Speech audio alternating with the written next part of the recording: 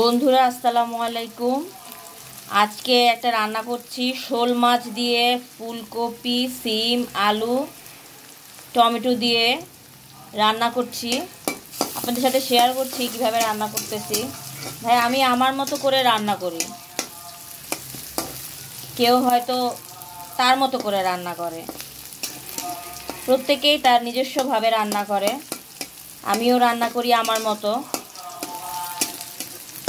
প্রথমে তেলে পেঁয়াজ আর কাঁচামরিচ দিয়ে দিলাম, একটু ভেজে নিব। বন্ধুরা দিয়ে দিলাম রসুন বাটা,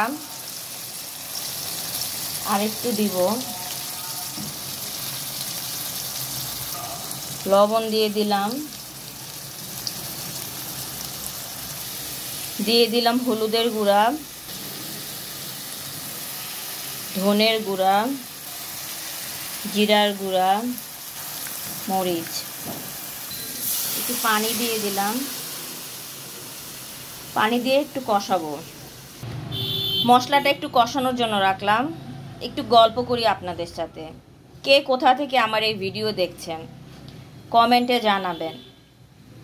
ভালো লাগলে লাইক করবেন, সাবস্ক্রাইব করবেন, করলে আনন্দ পাবো, আরও উদ্বুদ্ধ হব নতুন নতুন ভিডিও দেওয়ার জন্য। কে কোথা থেকে দেখছেন অবশ্যই কমেন্টে জানাবেন। আমার মশলাটা কষানোর জন্য দিয়েছি, একটু হোক। এটা একটা প্রিয় তরকারি আমার, শোল মাছ দিয়ে ফুলকপি, সিম, আলু, টমেটো দিয়ে, ধনেপাতা দিয়ে, বেশি করে। অনেক মজার একটা তরকারি, ভীষণ ভালো লাগে খেতে। বন্ধু মশলাটা হয়ে গেছে। আলু আর সিম প্রথমে দিব, যেহেতু ফুলকপি তাড়াতাড়ি হয়ে যায় একটু পরে দিব। আলু আর সিমটা দিয়ে একটু রান্না করব। এগুলো একটু হয়ে নিলে তারপরে ফুলকপি দিব। বন্ধুরা সিম ও আলু কষছে, তাই একটু পানি দিয়ে দিলাম। বন্ধুরা দিয়ে দিলাম ফুলকপি,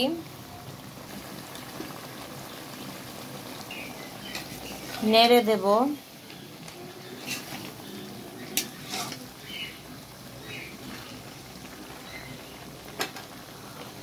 বন্ধুরা আমি তেমনই রান্না করে দেখাই, যেভাবে আমি পারি।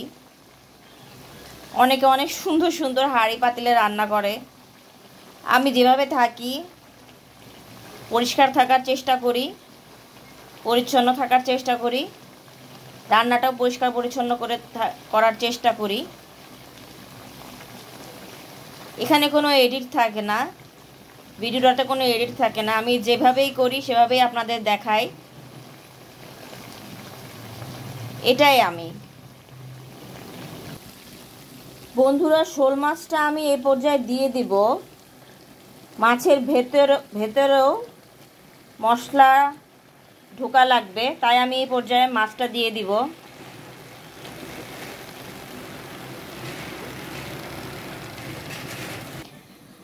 বন্ধুরা একটু পানি দিয়ে দিয়েছি। টমেটোটা এখন এই পর্যায়ে দিয়ে দিব। একটু কমই টমেটো দিব, আমার ভাই খাবে, আমার ভাই টমেটো খাওয়া নিষেধ, মেডিকেল ইমার্জেন্সি, তাই এই টমেটোটা আমি একটু কমই দিচ্ছি।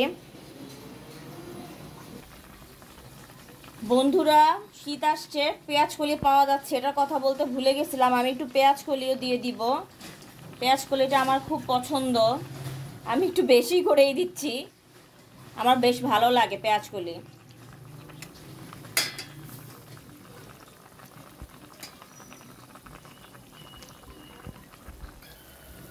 বন্ধুরা তরকারিতে পানি দিয়ে দিয়েছি, কমপ্লিট। এখন শুধু হয়ে আসলে ধনেপাতা দিব। তরকারিটা ফুটছে, এখন এই অবস্থায় এই চেহারা। বন্ধুরা তরকারির অবস্থা হচ্ছে এখন এই হয়ে হয়ে আসছে ভাব। এখন আমি ধনেপাতা দিয়ে দিব।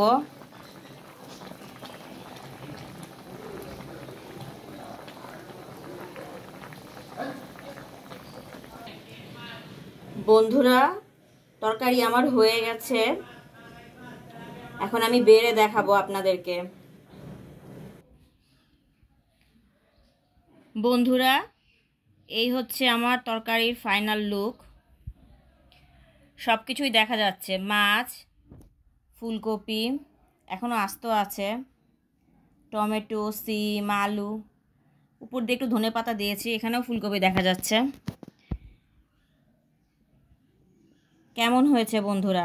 যারা রান্না করবেন, খাবেন। তরকারিটা খুবই ভালো লাগে, মোরাললেস সবারই খুবই পছন্দের তরকারি হয় এটা, যারা শোল মাছ খান। আর যারা খান না তাদের তো কিছু বলার নেই। বন্ধুরা, এক একজনের রান্নার ধরন, প্রকৃতি এক এক রকম, ইনগ্রিডিয়েন্ট একই থাকে। কেউ কেউ একরকমভাবে রান্না করে, অপরজন আরেক রকমভাবে রান্না করে। আমি আমার মতো করে রান্না করেছি।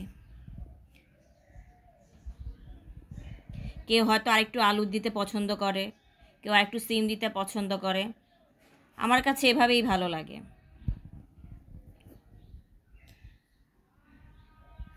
আমার ভিডিওটা কিন্তু এডিটেড না, আমি যেভাবে করেছি, যেভাবে রান্না করেছি সেভাবে আপনাদের দেখালাম। এখানে বাড়তি কোনো কিছুই নেই, বাড়তি কোনো কিছু থাকার প্রশ্নই আসে না। এখনও আপনারা কমেন্টস সেভাবে করছেন না। কমেন্টস করেন, দেখেন, আপনাদের আরও ভালো লাগবে। আমি আমার ভিডিও উত্তরোত্তর উন্নতি করার জন্য পদক্ষেপ নিয়েছি। আরও ভালোভাবে, আরও সুন্দর করে কীভাবে ভিডিও করা যায় সেটা চেষ্টা করছি, চেষ্টা চালাচ্ছি। আশা করি ভবিষ্যতে আরও ভালো ভিডিও দেখবেন, আরও সুন্দর ভিডিও দেখবেন, আরও ভিডিও দেখবেন। আমি যেমন তেমনই ভিডিও দেখবেন। বন্ধুরা, ভালো লাগলে লাইক করবেন, সাবস্ক্রাইব করবেন, কমেন্টস করবেন।